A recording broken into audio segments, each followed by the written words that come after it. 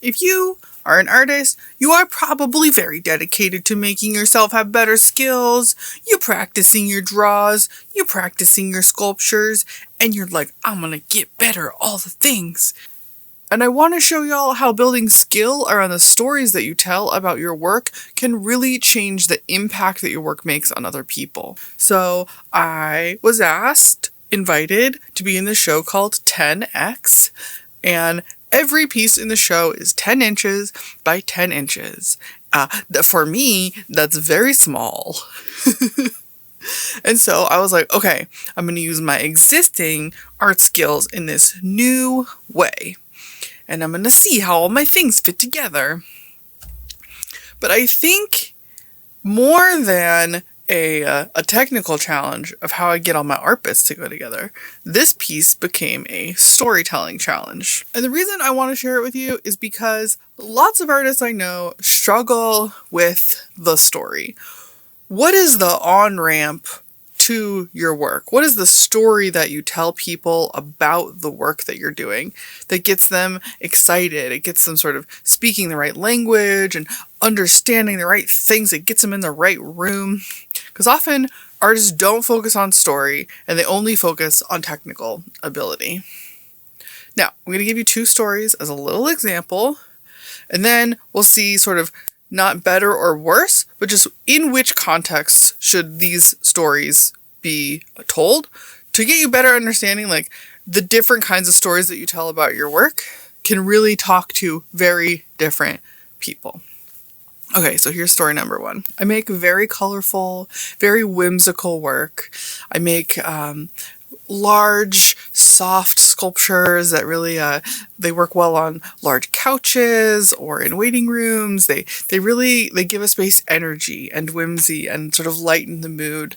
They get people excited and energized, and they can work well to sort of shift maybe darker moods, shift frustration, those kinds of things. So they work well in environments, or maybe people need a break. They need a break from the regular sort of pace and color of everyday life. And so my work works well in those contexts. There's lots of color and texture and pattern all mixed together.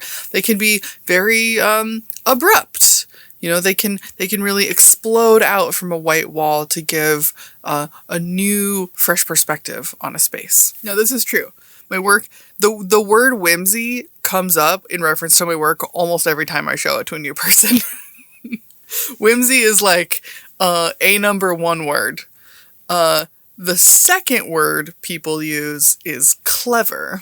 Clever comes up not because of the way the work looks necessarily, or functions even, but the stories that I tell about it and the sort of situations that I put the work into. Now, this first story is very effective when talking to interior designers, people who buy work for other people's homes, people who purchase work for corporate settings, for institutional settings, for lobbies. There's a lot of places that require moods. And so when they're shopping for work, when they're looking for work online, what they are looking for is the mood. And so having a mood word like whimsy is very helpful when talking to that audience. And it took me a while to learn that that was the exact word to use. Whimsy, along with colorful, bright, energetic, those kinds of words are the kinds of words that this group of people are really looking for. So now I'm going to tell you a completely different story about exactly the same work, and we'll see sort of like how it's a little bit different, all right? And I'm going to tell it exactly about this piece that I'm making in this video. I'm autistic, and I have something called alexithymia, or emotion blindness. This means I often can't recognize the emotional state of others, and I also can't recognize my own. So things like happy or sad or upset or energized, I have a hard time identifying those emotion words in my body. And the more I recognize this pattern of being unable to recognize emotions when they were in my own body, the more I realized I could use my art practice as a place to map and 3D model those emotions. Because rather than the process that most people probably go through when they're experiencing emotions of, oh, I have a feeling in my body, that feeling in my body is sort of like changing my mental state. I recognize this mental state as hope, for example. I realize that for me to recognize my emotions, I need to have material in my hand to create the emotion in front of me so that then I can recognize what I'm feeling. Because going into this piece, I didn't realize which emotion or which experience I was making the model of. Now you'll notice in this story, I never mentioned color, I never mentioned the mood, I never mentioned like anything about how the piece sort of interacts with the space. This is a conceptual story. So the first one is a mood story, and the second one is a conceptual story. Both of these are very useful, and you can mix them in some contexts, but often the conceptual story is what the gallery wants to hear, and the mood story or the color story is more interesting to interior designers. But keep in mind, I am not saying either of these stories are better or worse. I'm not saying conceptual art good, non-conceptual art bad. Not at all. And I'm not saying that like if your work doesn't have a conceptual story, it's not good. Again, not at all what I am saying. But it's important when you're talking about your work and when you're telling other people about your work and when you're writing about your work to understand the kind of story you're telling, because that way you understand like who you are speaking to, right? These different stories sell very differently to different people. And there's another kind of story here that I'm not telling because I really can't tell about my work, which is, the one of I have all these references to other artists and I feel like very sort of in a lineage of a specific kind of art or a specific kind of like cultural background. That's another really like a good kind of story you can tell about your work, but I can't really tell about my work. So it's not the kind of story that I use. And the reason I think that artists right now, we got to be focusing on story, y'all, because when we look online, and we're sort of like inundated with so much stuff. You're inundated with images, you're inundated with stories, you're inundated with like all these different people trying to get your attention right. It's like so overwhelming and intense. It is especially like disheartening as an artist to be like, oh God, what am I going to do? This internet thing is real hard. It's really easy to sort of like get lost in that sauce. I do all the time. I get lost in it constantly. And like even recently, I was like, well, if my YouTube channel is really small, does it even matter that I make these videos? And I was like, well, I like making them. And like y'all like watching them. So like maybe big doesn't matter. So like that is a particular kind of story that can be told about your work online, is that big matters. And it's a story that we tell ourselves. It's a story that we tell each other about the importance of a thing you're watching being based on the number below the video, being based on the likes below the post, all that stuff. And we're used to hearing people tell that story. And we're also used to hearing, particularly right now, stories about what the actions of particular people, especially in Washington, what those actions mean. We're being told a lot of stories about what those actions mean. And if you don't think that your work is powerful or your work matters or like anything matters in the face of those actions, please take a moment to think about the story of your work, of your life, of your hobby, of your interests. The stories that we're consuming and the stories that we're telling right now are deeply political acts.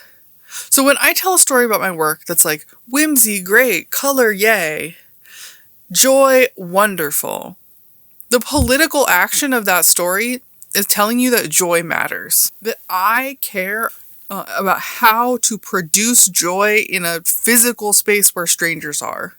That it matters to me that joy exists and is supported through my own personal labor. Right? Like when I say, whimsy, color, yay, make feel good. Like that is me making a political statement that I value your joy. But when I tell a story about my alexithymia and my emotion models and like me as an autistic person, I'm telling you a political story. I'm telling you the story that neurodivergent people matter, that mental health disorders matter, that chronic illness matters, that disabled people matter. And so that's why I want artists to think very clearly and speak very clearly about the stories behind their work. And to choose when to use different kinds of stories, because those stories tell us about ourselves. They tell us about each other, and they tell us about how we can matter to each other. Because my work is about more than just look, cardboard, paint pretty, do pretty picture face. By the way, I discovered in the making of this piece that the emotion that I'm modeling here is seeing hope on the horizon. I also called it when the Benadryl kicks in. Like that feeling that I have when the medicine starts to work and I feel like I might arrive at a place where my pain might ease. I'm not there yet. I'm not at the horizon yet. I haven't achieved the pain-free state, the de-stuffiness, or like the end of a migraine, the end of knee pain. Like I haven't achieved the horizon, but I can see it and I can know that like the medicine is going to work. Your stories can be medicine for other people. Your stories, the stories you tell right now about your work, about your actions, about your organizing, about your life, those stories matter so much to everyone around you, to those online, to everyone that you interact with, because we are all being inundated with a very particular story, a story about who matters and who gets to make decisions and who gets to control the lives of other people. And we can tell a different story, especially artists. We are here to tell a different story. Okay, I'm gonna take a break. I'm gonna read you a little something that I think contributes to what I'm talking about here. This is from Sick Woman Theory by Joanna Hedva. Solidarity is a slippery thing. It's hard to feel in isolation, in bed, in pain. I started to think about the kind of solidarity in which I could participate as someone stuck at home, alone. I started to think about what modes of protest are afforded to sick and disabled people at all. If we take Hannah Arden's definition of the political, which is still one of the most dominant in mainstream discourse, as being any action that is performed in public, we must contend with the implications of what, of whom, that excludes. If being present in public is what is required to be political, then whole swaths of the population can be deemed apolitical simply because they are not physically able to get their bodies into the street.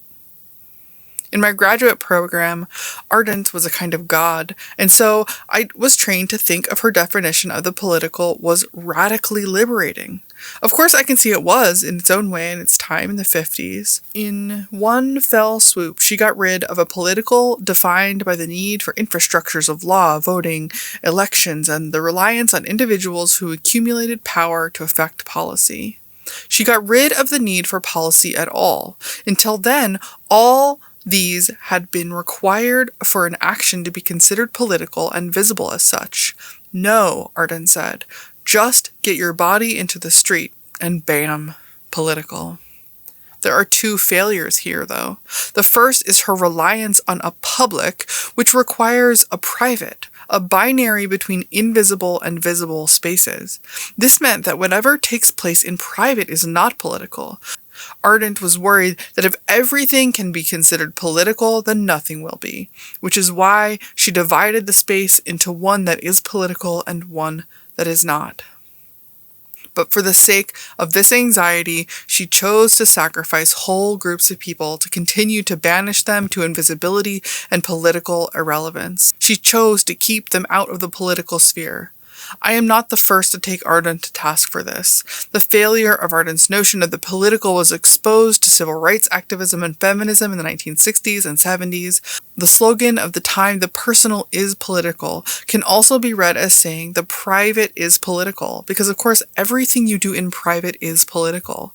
How long your showers are, if you have access to hot water for a shower at all, if you clean the shower afterward, or if you pay someone to clean it, and so on. Why am I reading you this? We're trying to be talking about stories, but I want you to hear this piece because I want to sort of like cement the significance of every little choice you make in your art making practice as like important to the end product, and telling us about all those little bits help the work matter to us more. So part of the reason people are like so obsessed with like high speed videos of artists making cool shit is like it shows some of, like it doesn't show all the process. Even those videos are like, they're kind of an illusion because a lot of the like ugly slow parts of the process have already been done or edited out. Like, but if you take seriously this idea that like every action is political, every action matters to the meaning of the work you're making, then suddenly if you tell me a story about how the pens you use were, I don't know, custom made by a specific pen maker, or if they were ordered from your favorite Japanese stationery store that you found when you were 15, or they were stolen from the bank, like pen marks change based on those like 3 different pen acquisition stories. Like for example, in this piece, I used leftover wood from a home improvement project, and part of home ownership is this like long legacy, this like whole list of skills you have to develop to maintain the home and build storage and fix things. And often from those projects, there are these like little leftover scraps that are hard to use. And here I'm using that wood in this project. So this project is like a little spore of my home. It has a little bit of the materials of my home in it. And the cardboard was from a box from an induction cooktop that we ordered because we don't want to use gas to cook. So we decided we would invest in this like restaurant grade induction cooktop so it would last a long time. And it came in this box. And it was really important to us for climate change to like have this object and make sure that we chose the right kind of object. And that's like part of where this cardboard came from. And all of the paint that was used in this project was also left over from a big project that I did during lockdown, where I made these huge sort of archival paper paintings that were made out of the newspaper, and all of this paint was like left over from that project. So I'm really like reclaiming like old pieces and parts of my house and decisions that we've made in our lives, and all those little stories sort of like knit this one little project, this one little, like when the Benadryl kicks in face, this like little moment, spark of hope, of joy, of like this just cute little guy starts suddenly to become connected to like a much larger world of decision making and materials and lived experience.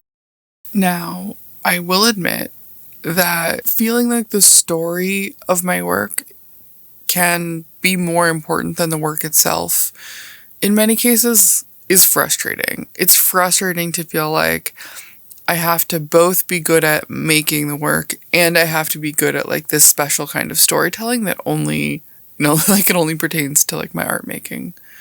Especially when writing grants or when applying to shows. It can feel antithetical, or it can feel like a totally separate labor from the labor of the work itself. Like, oh, now I have to do this extra thing, this extra side thing that's nothing to do with my work actually, but I just have to do it in order for, in order for me to apply for this show or get this grant. And that was my mindset for a long time. And I had to change it. I had to start thinking about and valuing the story from the very beginning of the piece. Even sometimes well before starting to make a piece. And that can be a big shift in mindset when you're approaching your own art practice. It might be easy. Maybe you're already a very storytelling person and like it's a breeze to integrate storytelling into your visual art practice or your music practice. But it's like not true for all of us. And for some of us, it really comes at an effort. So the way that I have gone about learning to tell stories about my work, learning to value the story I tell about my work, is mostly in writing. Having to write a lot of grant applications, having to tell the story of work that hasn't, maybe even been made yet. Because often when applying for grants, that's applying for equipment and labor pay for work that doesn't even exist. So literally the only thing that exists is the story. And so yeah, through that process, I've really sort of changed my mindset around storytelling, and now try, even when I'm not applying for a grant or applying for a show, to really try and integrate talking about the work, writing about the work, playing with stories in my head, telling y'all stories about work in these videos, trying to integrate all of that into my practice. Yeah, it makes life much easier later on. Yeah. This is Peep Squeak, also known as When the Benadryl Kicks In. If you would like this little guy, it is for sale currently on the Fault Line Art Space website. I will put a link in the description.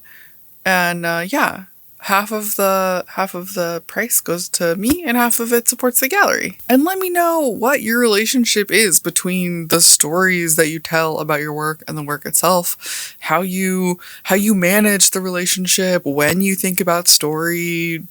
Do you think about it before, during, after making? How does this work for you? I'm curious how other artists and creatives are approaching the storytelling process. Okay, bye.